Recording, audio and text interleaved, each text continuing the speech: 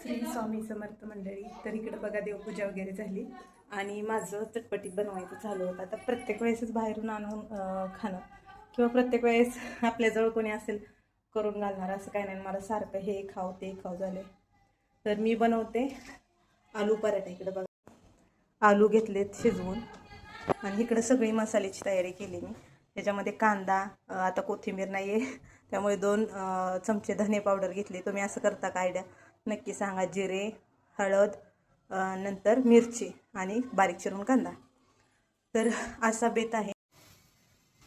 तर बघा आपला अशा प्रकारे आलू पराठा झाला आहे. तर गरमागरम पराठे बनवून झाले की लगेच शेजारच्या ताईंनी मला फिश करी दिली होती. तर त्यांची डिश रिकामी कशी द्यायची म्हणून त्याच्यात मी पराठे दिले.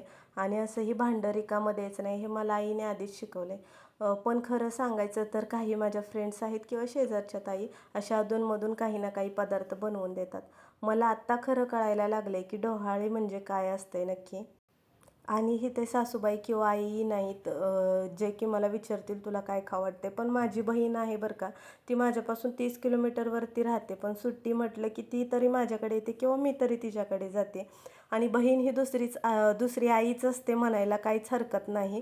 कारण पहिल्या महिन्यापासून तिच्याकडे मी गेली किंवा ती माझ्याकडे आली तरी मी इकडचा ग्लास तिकडंसुद्धा करत नाही. सगळं ते बनवते आणि पदार्थ मला आवडतात तेच बनवते.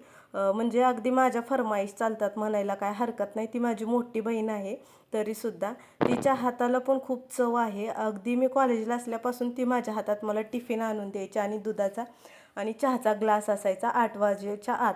कारण 8ला माझी बस असायची आणि आईला 8 वाजेपर्यंत गोट्यातच काम असायचं गुरांच्या. त्यामुळे तिला काही टाईम भेटत नव्हता. खरं तर ह्या प्रेग्नन्सीमध्ये सर्वात जास्त माझे लाड कोणी पुरवले असतील तर ती माझी बहीण आणि माझा नवरा आहे असं म्हणायला काहीच हरकत नाही. फायनली दही आलं होतं आणि मी खाऊन घेते. आणि मला गेल्या आठवड्यात खूपच सर्दी झाली होती त्यामुळे आपले व्लॉग आले नाहीत, बरं वाटत नव्हतं. चला भेटू पुढच्या नेक्स्ट व्हिडिओमध्ये.